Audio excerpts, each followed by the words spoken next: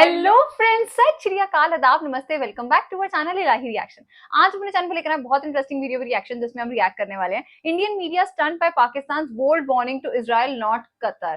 तो मतलब Indian media तो वैसे भी हर चीज को लेके शॉक हो ही रही है आजकल, क्योंकि पाकिस्तान जो नए नए स्टेप्स ले रही है ना, ले रहे हैं, मतलब उसको देख के सच में पूरा वर्ल्ड ही शॉक्ड है। लेट्स सी आज की वीडियो के अंदर हमें क्या कुछ खास जानने को मिलता है, फिर इसके बारे में बात करेंगे। पाकिस्तान ने इजराइल को धमकाते हुए कहा कि वो कतर नहीं है जो चुपचाप हमले सह लेगा। जवाब में ऐसे हमले होंगे कि इजराइल की पुश्तें भूल नहीं पाएंगी। अब इजराइल ने तेहरान में पाकिस्तान कतर कितना डिफेम हो गया यार, मतलब हर कोई कह रहा है हम कतर नहीं है।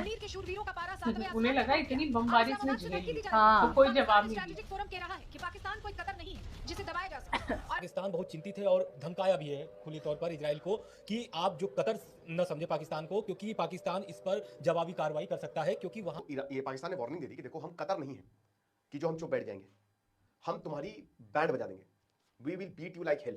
हुआ क्या? ताजा धमाके पाकिस्तानी दूतावास और राजदूत के आवाज के बहुत करीब हुए। बस भाई फिर क्या था? कतर, पाकिस्तान कोई बुरी तरह जवाब भड़क दो, उठा। ये इस्लामाबाद बहुत से बड़ी नेतन्याहू को बेइज्जती है। सीधी सच चेतावनी दी में। गई। अगर उनके डिप्लोमेट्स को कुछ हुआ तो वो इजराइल को बहुत मानेंगे। पर पाकिस्तानी नागरिक हैं और पाकिस्तान का साफ कहना है कि हमारे एक भी नागरिकों को अगर नुकसान होगा तो उसका मुंह तोड़ जवाब दिया जाएगा इजराइल को।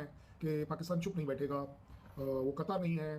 क्योंकि कहीं ना कहीं पाकिस्तानी दूतावास को निशाना बनाते हुए इजराइल ने ये साफ कर दिया है कि अब कहीं ना कहीं ईरान की मदद करने वाला पाकिस्तान उसका दुश्मन हो सकता है। लेकिन हुआ क्या? ताजा धमाके पाकिस्तानी दूतावास और राजदूत के आवाज के बहुत करीब हुए। बस फिर क्या था? पाकिस्तान बुरी तरह भड़क उठा। इस्लामाबाद से नेतन्याहू को सीधी चेतावनी दी गई। क्या धमकी दी? इजराइल का हमला कितना खतरनाक था? पाकिस्तान दूतावास को धमाके में कितना नुकसान हुआ? हर सवाल का जवाब आपको वीडियो मिल जाएगा। दरअसल इजरायली हमले की गूंज पाकिस्तानी हुक्मरानों तक पहुंची है। इस हमले को लेकर पाकिस्तान बौखला गया है और उसने इजराइल को कड़ी चेतावनी दी है। पाकिस्तान ने इजराइल को धमकाते हुए कहा कि वो कतर नहीं है जो चुपचाप हमले सह लेगा। जवाब में ऐसे हमले होंगे कि इजराइल की पुश्तें भूल नहीं पाएंगी। अब समझिए कितना हमला पाकिस्तान को खतरनाक हल्के में था। मत शुरुआती लेना। जानकारी के मुताबिक दूतावास परिसर सीधे तौर पर निशाना नहीं बना और पाकिस्तान के सभी राजनयिक और स्टाफ सुरक्षित हैं। दूतावास की खिड़कियों के कांच भी सलामत हैं, लेकिन आसपास की इमारतें धमाकों से बुरी तरह दहल चुकी हैं। इस हमले के बाद पाकिस्तानी सरकार से जुड़े पाकिस्तान स्ट्रेटेजिक फोरम ने कड़ी टिप्पणी की और इजराइल को धमकी दी। बयान दिया, याद रखो पाकिस्तान कोई कतर नहीं है जो चुपचाप हमले सह लेगा। अगर दुनिया में कहीं भी हमारे डिप्लोमेट्स को नुकसान हुआ तो जवाब ऐसा होगा कि जिसे इजराइल की पीढ़ियां भूल नहीं पाएंगी। बता दें कि ईरान, इजराइल और अमेरिका के बीच जारी युद्ध अब चौथे हफ्ते में प्रवेश कर चुका है। पूरी दुनिया की अर्थव्यवस्थाओं पर बुरा असर पड़ रहा है। बार बार शांति की बातें हो रही हैं, लेकिन नतीजा शांति के हक में जाता नहीं दिखता। शांति और युद्ध विराम की बात करने वाले हर देश की जुबान पर युद्ध और धमाकों के ऑर्डर भी सुनाई पड़ रहे हैं। इसी बीच इजराइल और अमेरिका ईरान के तेहरान, काशान और आबदान जैसे कई शहरों में बार बार हमले ये लोग कर रहे हैं, जिससे जंग और तेज होती जा रही है। पाकिस्तान के दूतावास के पास हमला हुआ। हमलों ने संकट में एक और नया भू राजनीतिक तनाव जोड़ दिया, खासकर तब जब पाकिस्तान ईरान और अमेरिका के बीच संतुलन बनाने की कोशिश कर रहा है। भले ये ऊपरी तरह से हो, झूठा हो, लेकिन संतुलन बनाने की कोशिश है। पाकिस्तान ने खुद मध्यस्थता की पेशकश की थी। इस्लामाबाद के अधिकारी ने कहा है कि अगर अमेरिका और ईरान दोनों सहमत हों तो पाकिस्तान बातचीत की मेजबानी करने के लिए तैयार है। रिपोर्ट्स में यह भी कहा गया कि पाकिस्तान में अमेरिकी और ईरानी प्रतिनिधियों के बीच सीधी बातचीत की तैयारी चल रही है। हालांकि इसकी स्वतंत्र रूप से पुष्टि नहीं है। जर्मनी के विदेश मंत्री योहान वाडेफुल ने कहा है कि अमेरिका और ईरान के बीच पहले भी अप्रत्यक्ष बातचीत हुई है। बहुत जल्द पाकिस्तान में एक बैठक हो सकती है। यानी एक तरफ जंग के मैदान में बम मिसाइलें बरस रही हैं, दूसरी तरफ कूटनीति के मोर्चे पर धमकियां, चेतावनियों का दौर तेज हो गया है। ऐसे में सवाल यही है, क्या तेहरान के धमाकों से पाकिस्तान और इजराइल के बीच नया टकराव शुरू हो सकता है, या फिर पाकिस्तान वाकई इस जंग में शांति का रास्ता निकाल पाएगा? आपको क्या लगता है? वहीं इजराइल ने तेहरान में पाकिस्तानी दूतावास के पास बमबारी की, जिसके बाद डाकिया शहबाज टेंशन में है और दुनिया को दिखाने के लिए इजराइल को गीदड़ भपकियां भी दे दिया है। देखिए,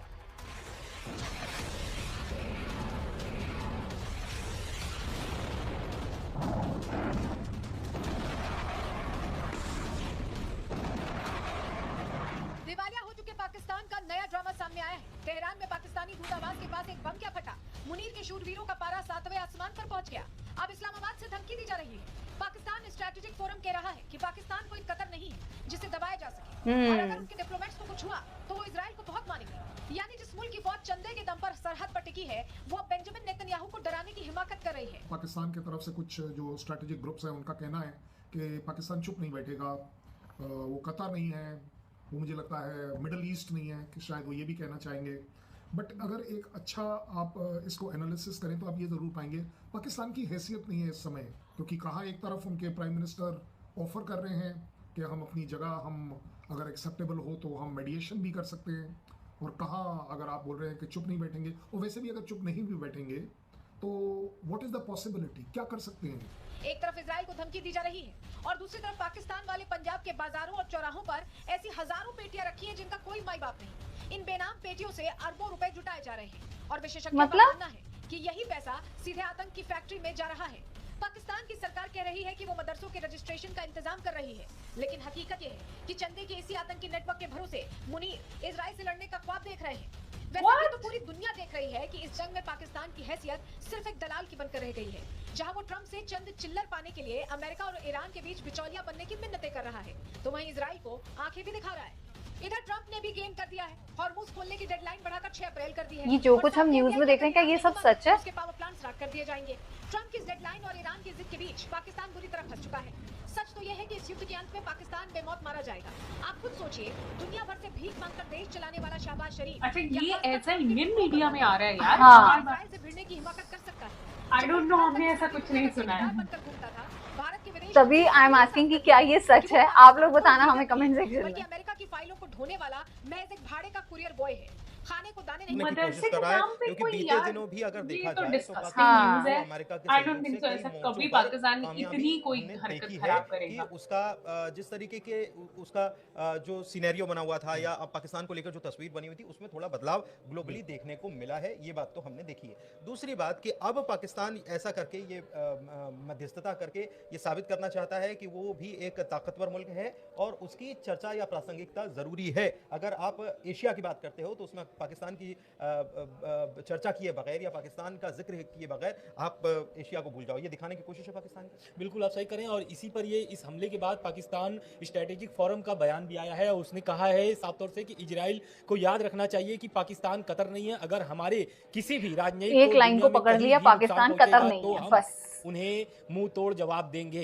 इजराइल को ये खुला धमकी है। साथ ही एक खबर और निकल के आ रही है, ये निकल के आ रही है कि ईरान युद्ध जो चल रहा है उसको समाप्त करने के लिए पाकिस्तान बहुत अभ्यास कर रहा है कि वो भाई प्रयास कर रहा है कि खत्म हो जाए युद्ध पाकिस्तान के साथ साथ। लेकिन बाकी और देश भी हैं, मिस्र है, तुर्की है, ये सब देश जो चाहते हैं कि युद्ध खत्म हो जाए।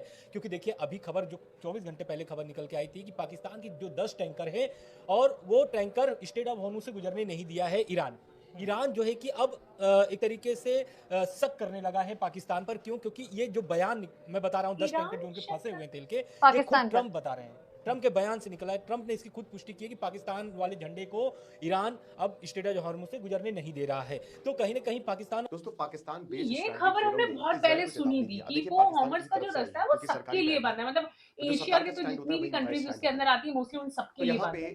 तो ये खबर कुछ हमें ऐसा तो नहीं लगी। तेहरान के बगल में वहां पे अटैक हुआ। अब कोई पाकिस्तानी ऑफिशियल इंजर्ड नहीं हुआ, घायल नहीं हुआ, बट एकदम तेहरान जो हार्ट है ना, वहां पे एम्बेसी है, रिहायशी एरिया है, बहुत पॉश एरिया है, तो वहां पे अटैक हुआ। इजराइल की स्ट्राइक पिन पॉइंट होती है, जरा सा भी मिसकैलकुलेशन होता तो ये पाकिस्तान की एम्बेसी उड़ा देती और उस समय पाकिस्तान के लोग मरते और वहां पे पाकिस्तान को कुछ ना कुछ करना पड़ता, बट ऐसा हुआ नहीं।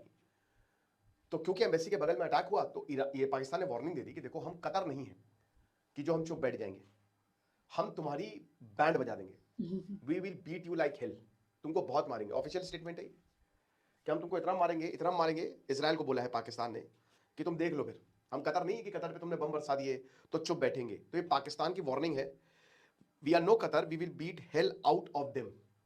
ठीक है, तो ये जो बोला है ये बहुत ही एग्रेसिव टोन है, बहुत ज्यादा एग्रेसिव टोन। ठीक है, अब ये बोला क्यों है, हम इस पहलू पे ध्यान देंगे। क्या वाकई में पाकिस्तान इजराइल भिड़ेंगे, इस पे भी ध्यान देंगे। क्या कैसे पाकिस्तान इस वॉर में एंटर कर सकता है, इस पे भी ध्यान देंगे। इंसान आखिरकार इतनी स्ट्रॉन्ग वार्निंग क्यों दे रहा है? क्योंकि देखिए ये डिप्लोमेटिक रेड लाइन क्रॉस नहीं हुई है, बट क्रॉस हो जाती। अमेरिका की ईरान में एम्बेसी नहीं है।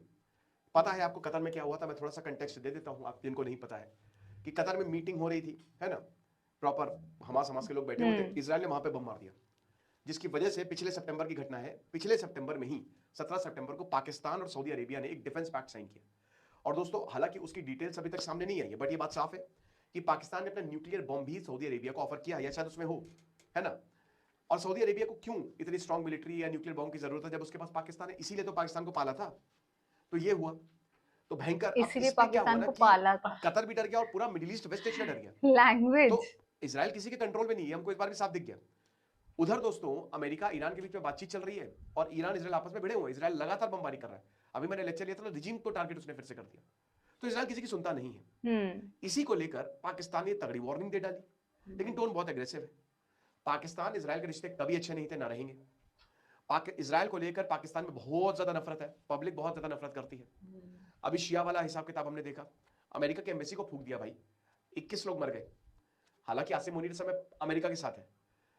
अमेरिकन एक्सपर्ट्स ये कह रहे हैं कि व्हाइट हाउस का जितना एक्सेस इस समय शहबाज शरीफ और आसिम मुनीर को मिला, इतना आज तक किसी प्रेसिडेंट को या प्राइम मिनिस्टर को जो पाकिस्तान में नहीं मिला होगा। ठीक है, तो ये लेवरेज तो है आसिम मुनीर के पास, और इसीलिए कहीं ना कहीं डर ये लगता है कि हमला कर देगा भारत के ऊपर। हालांकि मारा बहुत जाएगा, बहुत मारा जाएगा, चड्डी उतार दी जाएगी। लेकिन दोस्तों, क्योंकि इसको अमेरिका की बैकिंग है, डोनाल्ड ट्रंप की बैकिंग है ना, तो ये इस साल कुछ कर सकता है, बड़ा कुछ कर सकता है, ये आप मान के चलिए। हालांकि देखिए, हर कोई वॉर को अवॉइड ही करना चाहता है, लेकिन क्योंकि इमरान खान की तबीयत खराब होती जा रही है, प्रोटेस्ट के हालात हमेशा से पाकिस्तान में बनते रहते हैं, फिर से बन रहे हैं, तो डिस्ट्रैक्शन के लिए वो कुछ भी कर सकता है। ओह गॉड, आज की जो वीडियो थी ना, मतलब उसके टाइटल में जैसे लिखा हुआ था कि पाकिस्तान ने बोला है कि वी आर नो कतर, ये बात समझ में आती है कि ठीक है, मतलब हो सकता है पाकिस्तान ने वार्निंग दे दी हो इजराइल को, क्योंकि इजराइल सच में सबको कमजोर समझ रहा है, सिर्फ अपने आप को ही वो एक बहुत पावरफुल कंट्री समझ रहा है। पर जैसे कि ये सारी चीजें मीडिया के अंदर दिखाई गई हैं, इंडियन मीडिया के अंदर, आज मुझे ये चीज तो समझ में आ गई कि आप यूट्यूब के सारे कंटेंट पे आप भरोसा नहीं कर सकते हो यार। मतलब ये थोड़ी जो भी वीडियो आ रही है आप उसको सच मान के बैठ जाओगे, एक लाइन पकड़ लिया उसी को लेके रिपीट किए जा रहे हैं और पता नहीं आगे क्या क्या न्यूज बनाई जा रही है। काफी सारी चीजें इसके अंदर बताई थी। आप कमेंट सेक्शन में बताना कि पाकिस्तान में ऐसा हो रहा है कि नहीं हो रहा है। आज की वीडियो के अंदर जो बातें उन्होंने बोली ना, एक तो हमें I don't know, her bar video में हम ये बात बोलते कि कोई नई चीज हमें पता लगी, लेकिन इस वीडियो के अंदर ना हमें बहुत सारी चीजें सेंसलेस लग रही थी। आप किसी कंट्री के ऊपर हमला करोगे, वो डेफिनेटली भाई ये बात बोलने वाला है कि तुम अगर हमारे देश के आसपास भी कभी दिखाई दिए ना तो हम तुम्हें छोड़ेंगे नहीं। ये तो बात आई थिंक, आप एक दो पड़ोसी भी आपस में लड़ते हैं तो वो भी एक दूसरे को कह देते हैं, तो कंट्री तो ऑब्वियस ही बात है, अगर आप किसी के देश पे बुरी नजर डालोगे वो ये बात बोलने वाला है। लेकिन आई थिंक इस खबर के अलावा इस पूरी वीडियो के अंदर हमें और कोई खबर सेंस वाली लगी नहीं। वो बार बार रिपीट पे रिपीट ये बात पाकिस्तान के लिए बोल रहे थे, और इसमें इंडियन मीडिया कहां से आ गई? इंडियन मीडिया क्यों शॉक्ड होगी? हमें ये चीज बिल्कुल समझ नहीं आई, क्योंकि आई थिंक कुछ चीजें ऐसी होती हैं जो आपके कंट्री के अंदर हो रही है वो आपको पता होंगी। इंडियन मीडिया तक ये बातें कहां से आ रही है कि पाकिस्तान क्या रिएक्शन देने वाला है? सो लेट्स सी कि इस बारे में कोई अच्छी खबर या कोई अच्छी सेंस वाली वीडियो हमें मिले। अगर आप ऐसी किसी वीडियो के बारे में जानते हैं तो उसका लिंक आप कमेंट सेक्शन पे जरूर शेयर कीजिएगा। आज की इस वीडियो को लाइक और शेयर करना और चैनल को सब्सक्राइब करना मत भूलिएगा। और हम मिलेंगे एक नई वीडियो में, तब तक के लिए ओके बाय।